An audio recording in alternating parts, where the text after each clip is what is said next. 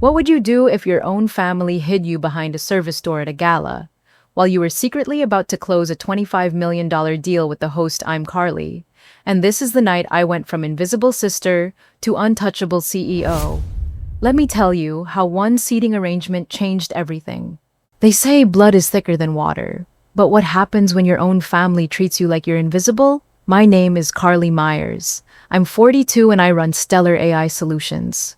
We're worth $150 million now. But 6 months ago at my sister's gala, I was sitting behind a service door like hired help. Let me tell you how I went from the family disappointment to flipping a $25 million deal right in their faces. It started with an invitation. Gold-embossed heavy cardstock, the kind that screams money. You're cordially invited to celebrate Brianna Brooks's promotion to Chief Operating Officer of Meridian Maritime. Brianna, my younger sister, always perfect, always favored. While I was coding in my garage at 3 a.m., she was networking at country clubs. While I was pitching to investors who wouldn't even look at my slides, she was marrying into old shipping money. The invitation felt wrong in my hands, not because I wasn't happy for her, but because of the line at the bottom. Cocktail attire requested. Limited seating available. Limited seating at my own sister's event. I should have known then, should have seen the writing on the wall. But you know what they say about family. You keep hoping they'll surprise you. I called my fiancé Ethan that night. He's a partner at Vanguard Capital. Brilliant guy. Sees through corporate politics like glass. Carly, he said when I read him the invitation. That's not how family invitations work. Maybe she's just being formal, I said. But even as I said it, I knew I was lying to myself. See, this is the thing about being the black sheep. You spend so much time making excuses for people who should be making excuses to you. I built Stellar from nothing, absolutely nothing. Started with a $15,000 loan and a business plan I wrote on my kitchen table. Spent 3 years eating ramen and sleeping 4 hours a night. But in my family's eyes, I was still just the artsy sister who played with computers. The night before the gala, I stood in my walk-in closet looking at designer dresses I could finally afford. Black Valentino, navy Tom Ford. Each one cost more than my entire wardrobe used to. But I wasn't thinking about the money. I was thinking about my mother's words from 10 years ago. Carly, honey, maybe you should consider something more stable. Art is such a gamble. Art. She called my company Art. I picked the Black Valentino. If I was going to be invisible, I was going to be invisible in style. The next morning, my phone buzzed. Text from Brianna. So excited you're coming tonight, can't wait to catch up. Catch up, like we were old college friends instead of sisters who lived 20 minutes apart. But here's the thing about being underestimated your whole life. You learn to watch, you learn to listen, and you learn to prepare for the moment when you're ready to flip the script. I had no idea that moment was coming sooner than I thought. You want to know how deep this goes? Let me paint you a picture. Growing up, our house had 3 kinds of kids. There was Marcus the golden boy, football captain, Harvard MBA, now running dad's construction empire. Then Brianna the princess, student council president, sorority queen, married a billionaire's son before she turned 30. And then there was me, the weird one with paint under her fingernails. I remember being 16, hunched over my computer in the basement, teaching myself Python while my parents cheered at Marcus's games upstairs. The basement was my world. Dim lighting, scattered coffee cups, and the hum of my ancient Dell desktop. My mom would come down sometimes. Carly, honey, why don't you come watch your brother play? Fresh air would be good for you. Fresh air. Like I was some kind of invalid. But I wasn't building websites for fun. Even then, I could see the future. I could see how technology was going to change everything. While my classmates were posting selfies, I was building algorithms. Senior year, I got accepted to Stanford. Computer science program, full scholarship. You know what my dad said? That's a nice, sweetheart, but maybe you should consider something more practical. Like business or teaching. Teaching, because of course the girl with the computer obsession should just give up and teach other people's kids. I went to Stanford anyway. took out loans for living expenses while my parents paid Marcus's entire Harvard tuition. Fair right college was brutal. Not the academics.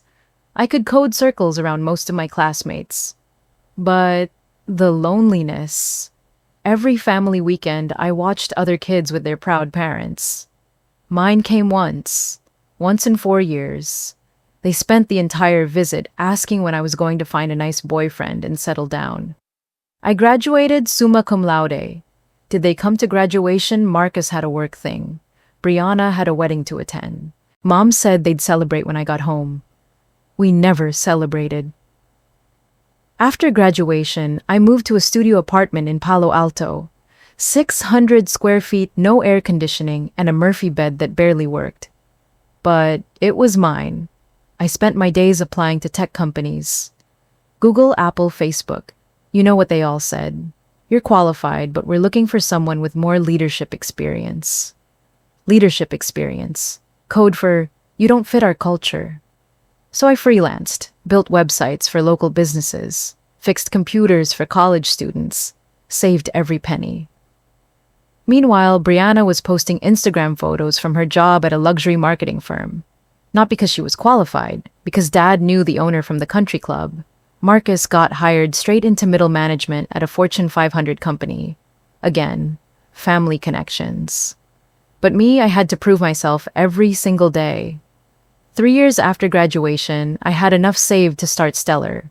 My parents' reaction. Oh, that's cute. Like a little business. A little business. I worked 18-hour days in that studio apartment. My dining table was my conference room. My couch was my office.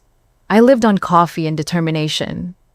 The first time I landed a 6-figure contract, I called home excited to share the news. Mom put me on speaker so the whole family could hear.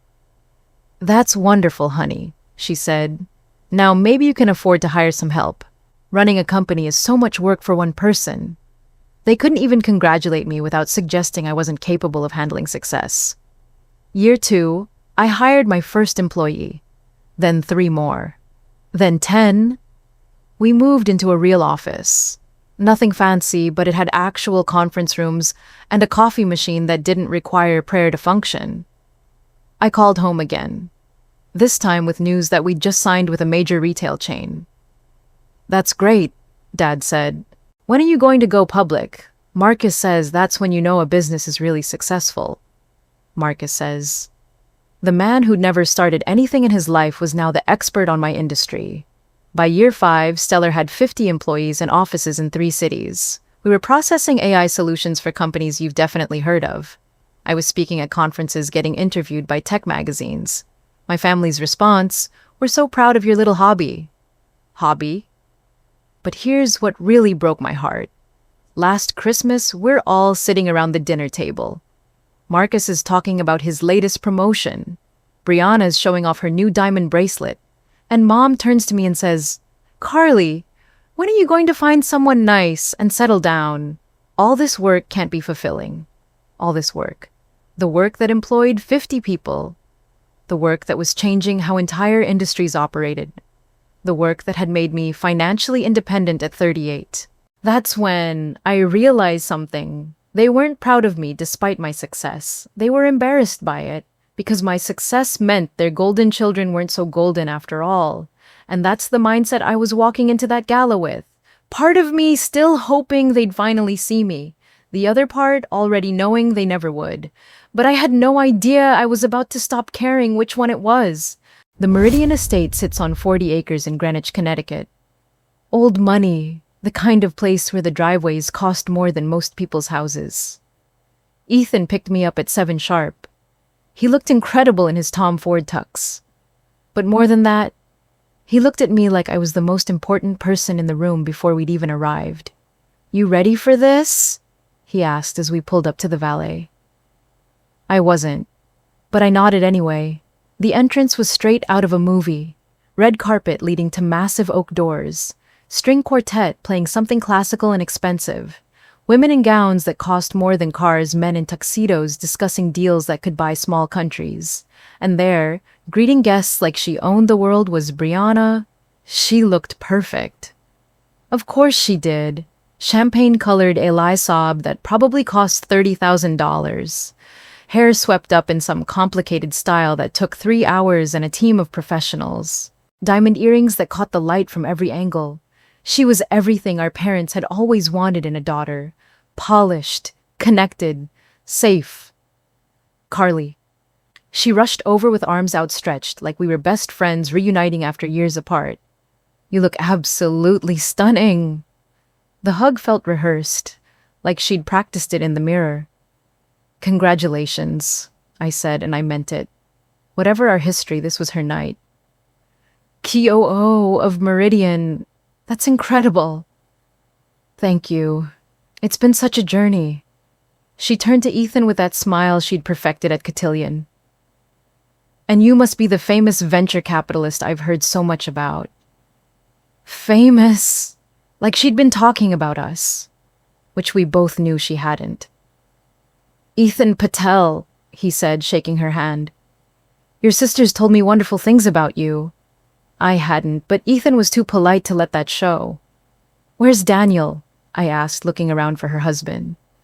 Oh, he's working the room. You know how it is. She waved vaguely toward the crowd. Always networking, but he's so excited to meet you properly. He's heard about your little tech company. Little tech company? There it was. Less than 5 minutes in, and she'd already managed to diminish everything I'd built. Stellar isn't little, Ethan said quietly. It's valued at $150 million. Brianna's smile flickered. Just for a second. Of course. I just meant compared to Meridian. We're over $1 billion now. Like she'd built it herself instead of marrying into it. That's impressive, I said, because it was, even if it had nothing to do with her. Daniel, she called out suddenly, waving to a tall man in an impeccably tailored tux. Come meet my sister, Daniel Brooks approached with the kind of confidence that only comes from never having to prove yourself. Third-generation money, Harvard legacy admission, the kind of man who'd never heard the word no unless it was followed by, problem will make an exception. So, you're the famous Carly, he said, extending his hand. Brianna's told me so much about you. Again, with the famous. But his handshake was firm, his smile genuine enough. How's the art business treating you? He asked. I felt Ethan tense beside me. I don't do art, I said evenly. I run an AI solutions company. Oh, he looked genuinely confused. I thought you were the creative one in the family. She is, Brianna jumped in, just with computers instead of paintbrushes. Computers, like I was still that 16-year-old girl in the basement. Actually, Ethan said, his voice taking on that edge he got when someone was being deliberately obtuse. Carly's company develops artificial intelligence platforms for Fortune 500 companies. They're revolutionizing how major corporations handle data analysis. Daniel nodded like he understood, but his eyes had already glazed over. That's fantastic. Technology is so important these days. Technology is so important, like it was some cute little hobby instead of the foundation of the modern economy. We should get you seated, Brianna said suddenly. Dinner's starting soon. She gestured to a young woman in black who appeared instantly. Staff. The kind of staff that anticipated needs before they were voiced. This is Jessica. She'll show you to your table. Table. Singular, which meant Ethan and I were sitting together. Good. I'd been worried they might try to separate us. We followed Jessica through the crowd, past the bar where people were drinking champagne that probably cost more per bottle than most people made in a week. Past the appetizer stations with caviar and tiny works of art masquerading as food. The main dining room was breathtaking.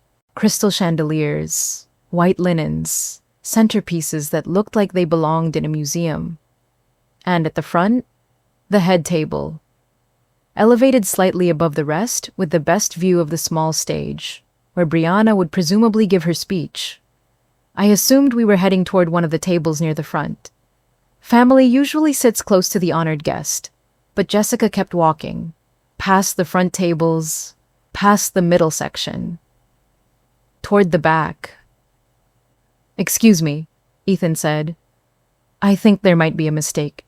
We're family. Jessica checked her clipboard. Myers' party of two. That's right. You're at table 12. Table 12, in the back corner, next to the kitchen doors. Ethan looked at me. I could see the anger building in his eyes. But I put my hand on his arm. It's fine, I said. It wasn't fine. It was humiliating. But I'd learned a long time ago that making a scene only gave them more ammunition. We sat down at our table. The other seats were filled with people I didn't recognize. Pleasant enough, but clearly not the inner circle. The kind of people you invite because you have to, not because you want to. From where I was sitting, I could barely see the head table. But I could see Brianna clearly enough. She was laughing at something Daniel was saying, her hand on his arm, playing the perfect wife. She looked so happy, so confident, so completely unaware that she'd just made the biggest mistake of her life. Because here's the thing about underestimating people. Eventually, they stop trying to prove you wrong. They start proving you irrelevant. Dinner started without ceremony. The first course arrived while I was still processing what had just happened. Ethan kept glancing at me, waiting for some kind of reaction. But honestly, I wasn't surprised. Disappointed, maybe, but not surprised. This was classic Brianna. She'd done it so subtly that if I complained, I'd look petty. Table 12 wasn't technically an insult. It was just a message. You're here because you're family, but you're not important enough to matter. The woman next to me introduced herself as Margaret Daniel's aunt's neighbor. She was lovely, talked about her grandchildren and her garden club, the kind of genuine person who made me wonder how she'd ended up at this particular table. Then she said something that made my blood run cold. I'm so sorry you couldn't sit with your family, dear. But Jessica explained that the head table was just for immediate family and board members. Immediate family. I excused myself and walked toward the restroom. Not because I needed to go, but because I needed to think. The hallway was quieter, marble floors that echoed with every step, oil paintings of ships and seascapes probably worth more than most people's houses. And there, near the women's restroom, was a small alcove with a service door. The kind of door staff used to move between the kitchen and dining room without disrupting the guests. I was standing there looking at that door when Jessica appeared beside me. Mrs. Myers, is everything all right? It's Ms. Myers, I corrected automatically. And I'm fine, just needed some air. She hesitated. I wanted to apologize about the seating. Mrs. Brooks specifically requested that table for you. She said you'd be more comfortable away from the spotlight. More comfortable, away from the spotlight. Did she now? She mentioned that you're quite shy, that big crowds make you nervous. Shy. The woman who'd given keynote speeches to audiences of thousands was apparently too shy for her own sister's dinner party. Thank you for letting me know, I said. Jessica hurried away, probably sensing she'd said too much. I stood there for another minute staring at that service door, thinking about all the times I'd been pushed to the background, all the times I'd been told to be grateful for whatever scraps of attention my family threw my way. When I got back to the table, Ethan was furious. Margaret just told me what she told you, he whispered. Immediate family only. Carly, you're her sister. I know what I am. We should leave. No. The word came out harder than I intended. We're staying, because leaving would prove their point, that I couldn't handle being in their world, that I was still the awkward girl who belonged in the basement. The second course arrived, some kind of fish that probably had a French name and cost more per ounce than gold. I pushed it around my plate, not really tasting anything. From where I sat, I could see the head table clearly now. Brianna was holding court, telling some story that had everyone laughing. Daniel was playing the devoted husband, refilling her wine glass, whispering things in her ear that made her blush. And at the center of it, all the CEO of Meridian Maritime. Daniel's father, Richard Brooks, 70-something, white hair, the kind of presence that commanded attention without effort. He'd built Meridian from a small shipping company into a global empire. I respected that, even if I didn't respect how his son had treated me. But as I watched him, I noticed something interesting. He kept glancing toward our table. Not at me specifically, but in this direction, like he was looking for someone. Then he said something to Daniel. Daniel's face went pale. He leaned over to whisper something to Brianna, and her laugh cut off mid-giggle. They were talking about something that had clearly upset them. I was about to ask Ethan if he'd noticed when my phone buzzed. Text message. It was from my CFO, Sarah Chen. Call me when you can. The Meridian proposal just got interesting. The Meridian proposal? I'd almost forgotten. 3 months ago, Stellar had submitted a bid to overhaul Meridian's entire data management system. It was a massive contract, $25 million over 3 years, the kind of deal that would put us in a completely different league. We'd made it to the final round along with 2 other companies. But I hadn't heard anything in weeks. I'd assumed we didn't get it. I texted back, "Can't call right now, what happened?" Her response came immediately. "We won. They want to announce Monday, but Richard Brooks wants to meet with you personally this weekend to finalize terms." Richard Brooks, who was sitting 50 feet away glancing in my direction. I looked up at the head table again. Richard was now in deep conversation with Daniel and Brianna. All 3 of them kept looking toward the back of the room, toward my table. Suddenly, I understood why I'd been seated so far away, why I'd been labeled as shy and uncomfortable with crowds. It wasn't about family politics. It was about business.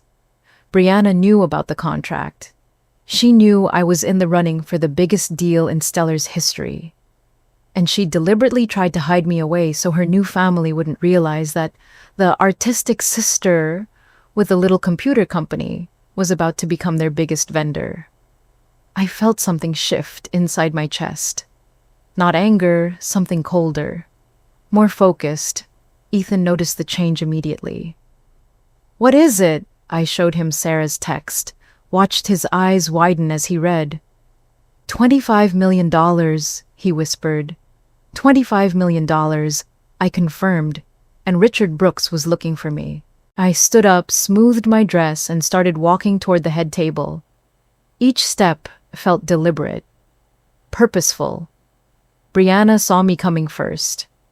Her face went through several expressions in rapid succession. Confusion, then realization, then something that looked remarkably like panic. By the time I reached the head table, the entire group had gone quiet. "Mr. Brooks," I said, extending my hand. "I'm Carly Myers, CEO of Stellar AI Solutions.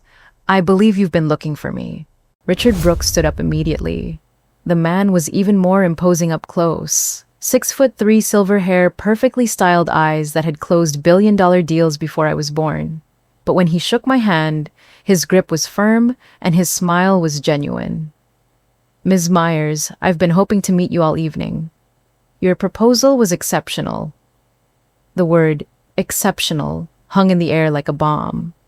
I could feel Brianna's eyes burning into the side of my face. Daniel looked like he'd swallowed his tongue. "Thank you, Mr. Brooks. I'm honored that Stellar made it to the final round." "Final round," he laughed, a rich sound that carried across the nearby tables. "Ms. Myers, you didn't just make the final round, you won. Decisively won." The word hit Brianna like a physical blow. I saw her grip her wine glass so tightly I thought it might shatter. "I was hoping we could discuss the implementation timeline," Richard continued. "Perhaps after dinner. I know it's unusual to talk business at a social event, but with a contract this significant." "Of course," I said. "I'd be happy to discuss it." Daniel finally found his voice. "Dad, maybe we should handle this through proper channels. Legal department's contracts." "Son," Richard's voice carried just a hint of steel.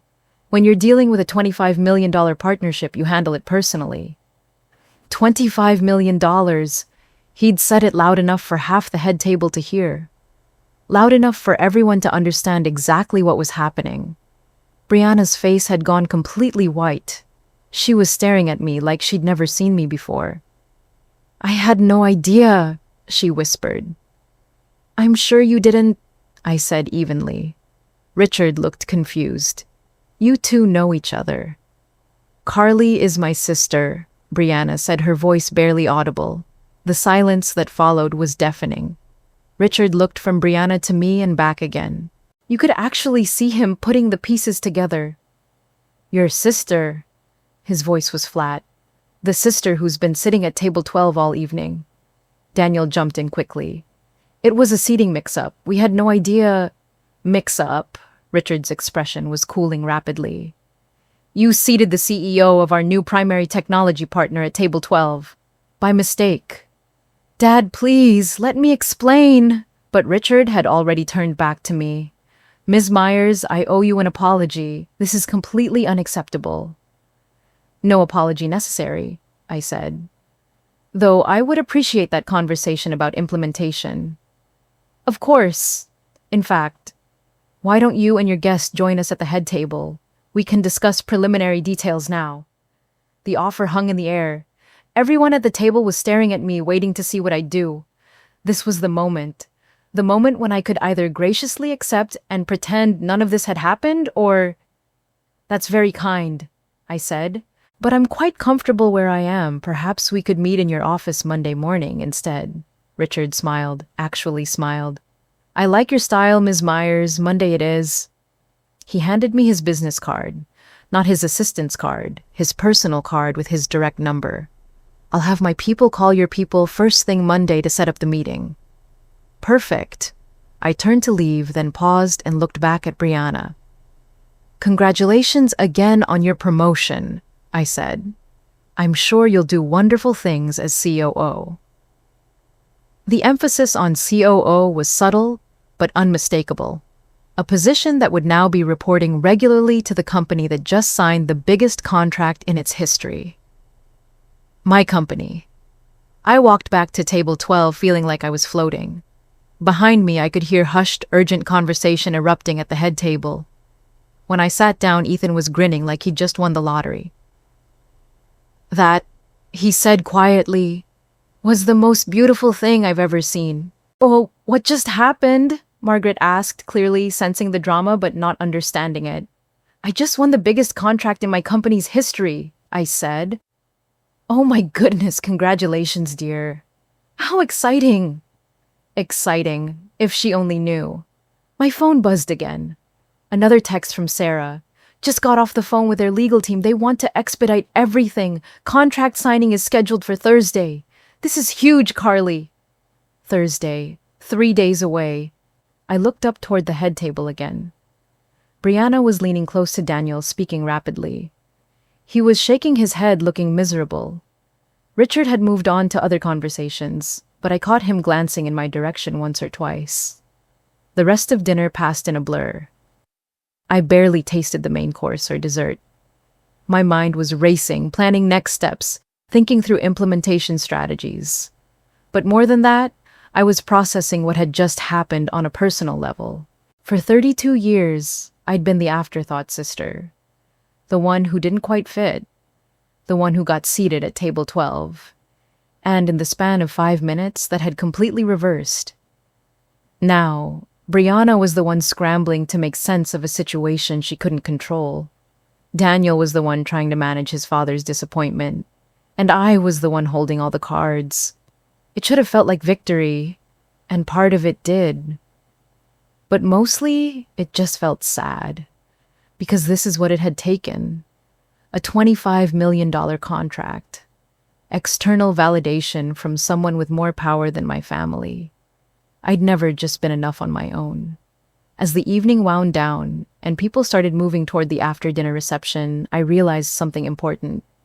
I didn't need to prove anything to anyone anymore. I was done trying to earn my place at their table. It was time to build my own. The after-dinner reception moved to the ballroom. Crystal glasses clinked against a backdrop of soft jazz. People mingled in small clusters, the kind of networking that happened when everyone in the room had money or influence or both. I was standing near the bar with Ethan when Brianna finally approached me. She'd composed herself since dinner. The color was back in her cheeks, her smile was back in place.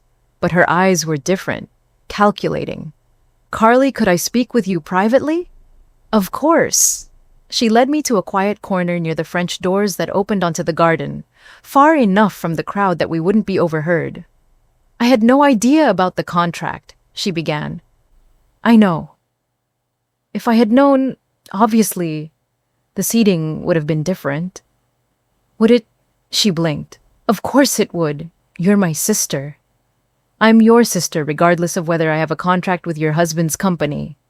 That's not what I meant. Isn't it? We stared at each other for a moment. The music from the ballroom seemed very far away. You've changed, she said finally. Have I? Or have you just never really looked at me before? Her composure cracked slightly. That's not fair. Fair. I almost laughed.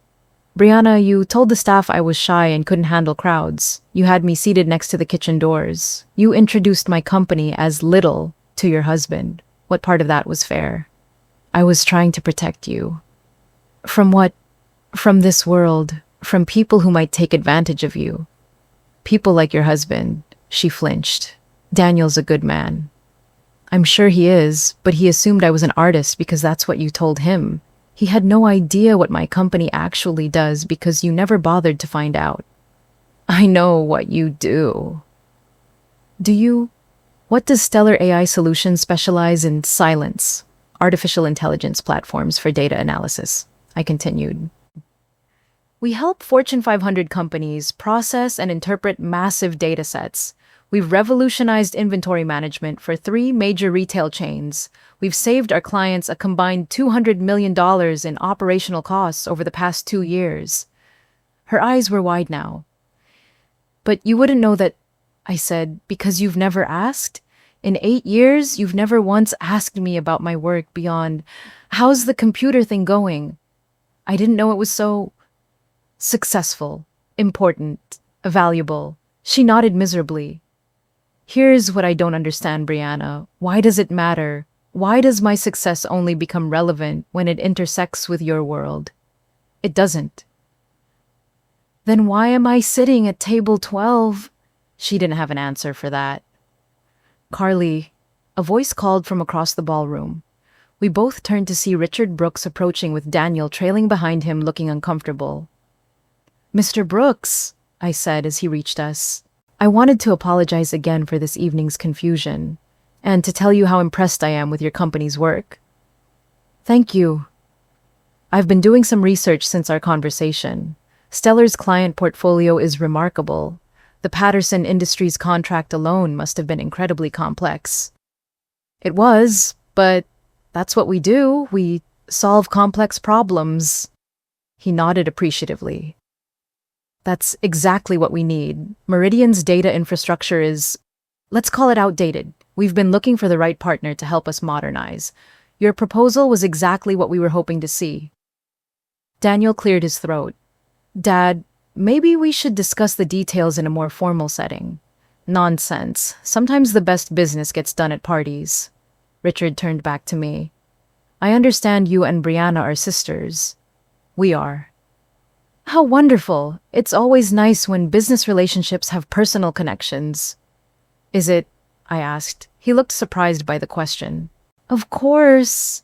Trust is the foundation of any successful partnership. I agree. Trust is everything. I glanced at Brianna, then back at Richard. Which is why I think it's important to be completely transparent from the beginning. Absolutely. The truth is, Mr. Brooks, my family, and I don't have much of a relationship. We rarely speak. We move in completely different circles. So while Brianna and I share DNA, you shouldn't expect any personal connection to influence our business relationship. The silence that followed was profound. Richard looked genuinely surprised. Daniel looked mortified. Brianna looked like she wanted to disappear. I see, Richard said slowly. Well, that's refreshingly honest. I believe in being direct. It saves everyone time and confusion. Indeed. He studied me for a moment. You know, Ms. Myers, that kind of straightforward communication is exactly what I look for in a business partner. Too many people try to complicate simple things. Simple things like judging a company by its merits rather than its CEO's family connections. Exactly like that. Daniel stepped forward, looking desperate. Dad, I think there might be some misunderstanding. The only misunderstanding, Richard said firmly, was thinking family connections mattered in this decision. They don't. Stellar won this contract because they submitted the best proposal. Period. He turned back to me. I look forward to our meeting Monday, Ms. Myers, and I want you to know that Meridian values partners who prioritize substance over social connections. That's exactly the kind of partnership Stellar is looking for. Excellent. He shook my hand again. Daniel, perhaps you and I should discuss some things privately. Father and son walked away, leaving Brianna and me alone again. You just destroyed any chance of us having a normal relationship, she said quietly. We never had a normal relationship, Brianna. We had a relationship where I kept hoping you'd see me as an equal and you kept seeing me as a charity case. That's not true, isn't it? When was the last time you called me just to talk? When was the last time you asked my advice about anything? When was the last time you treated me like I might actually have something valuable to contribute to your life? She opened her mouth, then closed it. I thought so. So what happens now? She asked. Now I go home. I prepare for the biggest contract signing in my company's history. And I stop pretending that family means something when it's only ever been convenient for you. Carly, please, we can fix this. Can we? Or are you just worried about how this looks to your new family? She didn't answer, which was answer enough. I walked back toward the ballroom, leaving her standing alone by the French doors. Ethan was waiting for me by the bar, car keys in hand. Ready to go? He asked. More than ready. As we walked toward the exit, I caught sight of Brianna through the glass doors. She was still standing in the same spot, staring out at the garden. For a moment, I almost felt sorry for her. Then, I remembered table 12, and I kept walking. The ride home was quiet. Ethan drove while I stared out the window at the lights of Greenwich blurring past. Mansions, with perfectly manicured lawns, each one hiding its own family dramas behind wrought iron gates. You okay? He asked as we pulled into my driveway. I'm better than okay, I said, and I meant it. Monday morning came faster than expected. I walked into Richard Brooks' office at Meridian headquarters, wearing my best navy suit and carrying a leather portfolio that contained the contract that would change everything. His office was exactly what you'd expect. Corner suite, floor-to-ceiling windows overlooking Long Island Sound ship models, and maritime art covering every surface. But Richard himself was surprisingly down-to-earth. Ms. Myers, please sit. Coffee. Thank you. He poured from an expensive-looking machine while I settled into a chair across from his desk. I wanted to discuss Friday night, he said without preamble. My stomach tightened. Of course. I owe you another apology. The way you were treated at my daughter-in-law's event was unacceptable. Mr. Brooks, that's between Brianna and me. Actually, it's not. He sat down heavily. See, I've been in business for 47 years. I've learned that how people treat each other in social situations tells you everything you need to know about how they'll handle professional relationships. He picked up a folder from his desk. After Friday, I did some additional research on your company. Your client retention rate is 96%. Your employee satisfaction scores are off the charts. Your vendors speak about you like you personally saved their businesses. I stayed quiet, letting him talk. That doesn't happen by accident. That happens when someone builds relationships based on mutual respect and genuine value. That's how I try to operate. Which makes Friday even more puzzling. Because the woman I met that night doesn't match the woman your business associates describe. He leaned forward. Help me understand something. How does someone build a company culture based on respect and inclusion while being treated like an outsider by their own family? It was a fair question, and a painful one. I guess I learned early that you can't control how other people see you, I said. You can only control how you choose to see other people. He nodded slowly. That's wisdom that usually comes from hard experience. It does. Well, for what it's worth, Meridian is lucky to have found you. This partnership is going to be transformational for our company. We spent the next 2 hours going through implementation details, timeline, deliverables, payment schedules. the kind of nuts and bolts conversation that turns handshake deals into legal obligations. By the time we finished, it was official. Stellar AI Solutions was about to become the primary technology partner for one of the largest shipping companies in the world. "There's one more thing," Richard said as I was packing up my portfolio. "I'd like to discuss bringing you onto our advisory board." I looked up sharply. "Excuse me, we're expanding our digital capabilities beyond this contract. I think Stellar's expertise could help guide our overall technology strategy. If you're interested." Advisory board at Meridian Maritime, the company my sister's husband worked for. "I'm flattered, but that might create some family complications." "Ms. Myers, with respect, I don't make business decisions based on family complications. I make them based on what's best for the company." "And you think I'm what's best for the company?" "I think you're exactly what this company needs. Someone who sees, clearly speaks directly, and delivers results." "Can I think about it?" "Of course. Take all the time you need." I left his office feeling like I was walking on air. Advisory board at Meridian Maritime.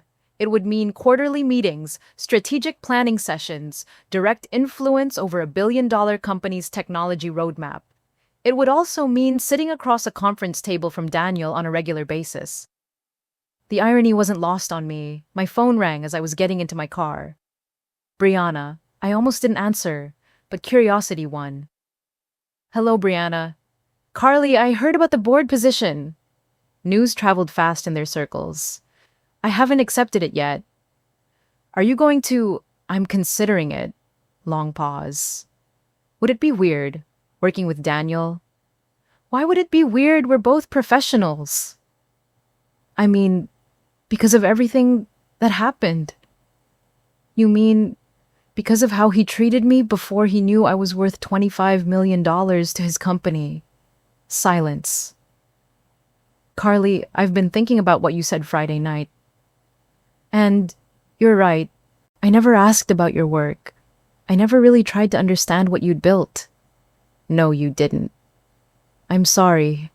2 words, simple words, but hearing them felt strange, like she was speaking a foreign language. "Thank you for saying that. I'd like to try to do better, if you're willing to let me." I sat in my car engine off watching office workers walk past on the sidewalk. Normal people with normal jobs and probably normal families who actually supported each other. "I'm willing to try," I said finally. "But things have to be different." "How different?" "Different like you stop introducing my company as little.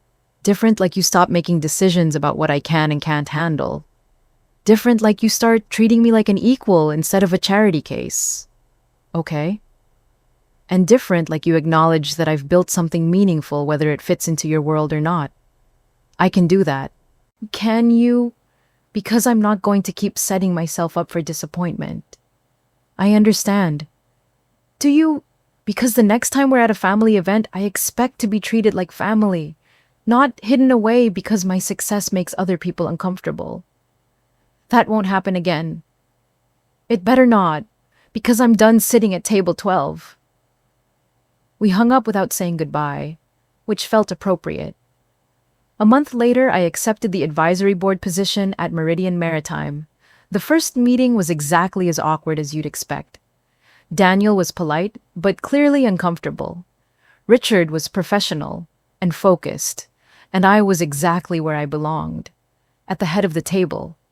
Not because someone decided I deserved to be there, but because I'd earned it. The funny thing about respect is that once you stop asking for it, people start giving it to you freely. These days, when people ask me about that night at Brianna's gala, I tell them it was the best thing that ever happened to me. Not because I got revenge, not because I proved anyone wrong, but because I finally learned the difference between being included and being valued. And I chose to be valued. So here's my question for you. Have you ever found yourself sitting at table 12 in your own life? Have you ever been treated like you're lucky just to be invited when you should be sitting at the head of the table? Drop a comment and let me know your story. And if this resonated with you, hit that subscribe button because we're just getting started. Sometimes the best thing your family can do for you is show you exactly who they think you are, so you can decide to become someone completely different.